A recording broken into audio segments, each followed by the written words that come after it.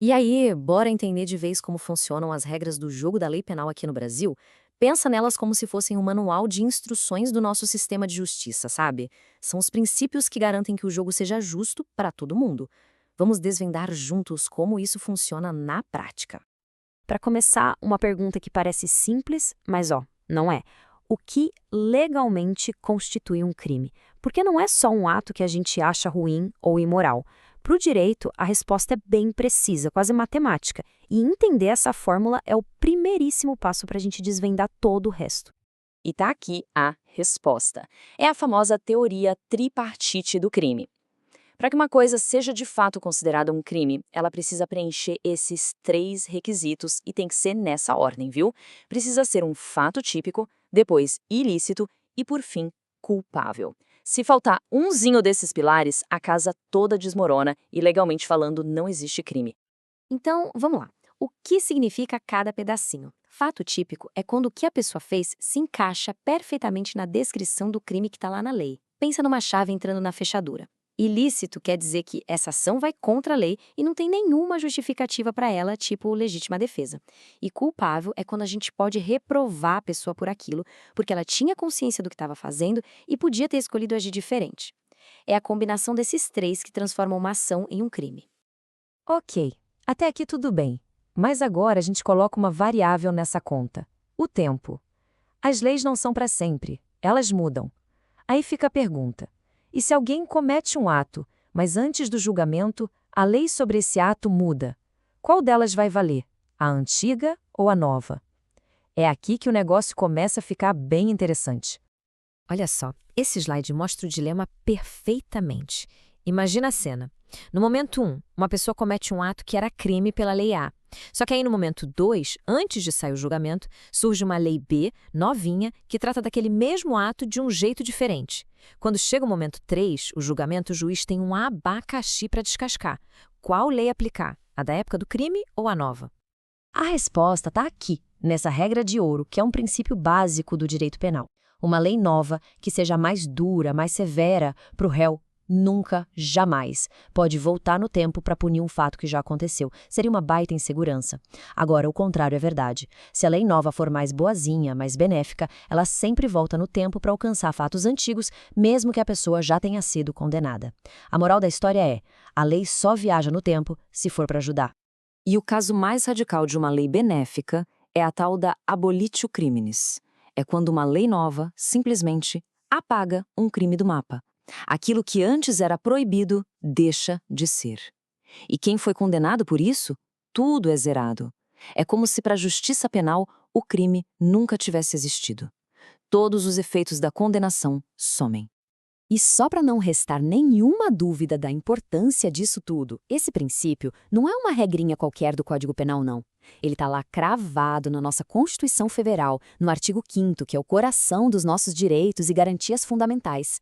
É uma proteção para todo mundo contra o poder do Estado, garantindo que as regras do jogo não mudem para nos prejudicar depois que a gente já fez a nossa jogada. Bom, já entendemos as regras do tempo. Mas o jogo da lei também tem um tabuleiro, um mapa. Então, bora explorar outra dimensão, o espaço. Até onde vai o poder da lei penal do Brasil? Quais são as fronteiras dela? A regra principal é o que a gente chama de princípio da territorialidade, e é bem direto ao ponto. Se um crime acontece dentro do território brasileiro, seja na terra, no nosso mar ou no espaço aéreo em cima da gente, a lei que vale é a brasileira. Ponto. E isso vale para brasileiros e estrangeiros. É a nossa soberania falando mais alto dentro das nossas fronteiras. Certo, essa é a regra geral. Mas, como quase tudo no direito, tem exceção. A pergunta que não quer calar é: e se o crime rola lá fora, bem longe daqui? Será que a lei brasileira tem um braço tão longo a ponto de alcançar alguém em outro país? A resposta, olha, pode surpreender.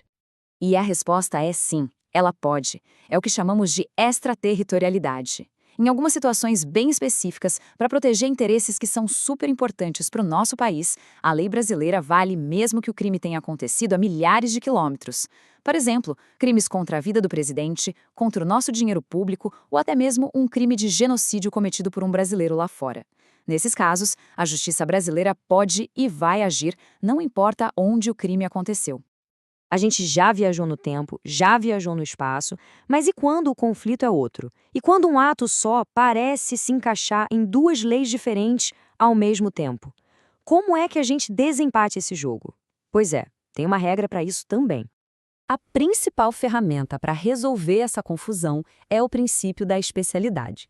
E a lógica é até bem simples. A lei específica sempre banha da lei geral. Pensa assim, a lei geral é uma camiseta tamanho único que serve para todo mundo mais ou menos. Já a lei especial é uma roupa feita sob medida. Para aquela situação específica, a sob medida sempre vai cair melhor, né? E esse slide aqui ilustra isso com perfeição. O crime de furto é geral, né? Qualquer pessoa que pega uma coisa que não é sua. Mas, se quem faz isso é um funcionário público e ele se aproveita do cargo para isso, aí a lei tem um nome especial: peculato.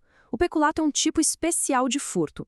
Por isso, esse funcionário não vai responder por furto, e sim pelo crime específico de peculato, que tem uma descrição e uma pena próprias para ele.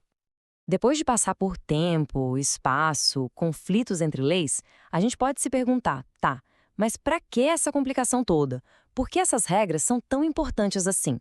A resposta é que são elas que formam a base de uma justiça que seja, ao mesmo tempo, previsível e justa para todo mundo. No fim das contas, o que todas essas regras constroem são os pilares da segurança jurídica. Elas garantem previsibilidade, quer dizer, todo mundo pode saber, antes de agir, o que é ou não é crime. Garantem justiça, porque a lei mais favorável é sempre a que vai ser aplicada. E, o mais importante, garantem proteção, colocando limites bem claros no poder que o Estado tem de punir. E a gente termina com uma reflexão. Essas regras todas existem para criar um equilíbrio muito delicado. De um lado, manter a ordem na sociedade e do outro, não esmagar as liberdades de cada um. A pergunta que fica no ar é: será que, na vida real, na prática, essa promessa de justiça para todos é realmente cumprida? Fica aí o pensamento. Valeu por acompanhar.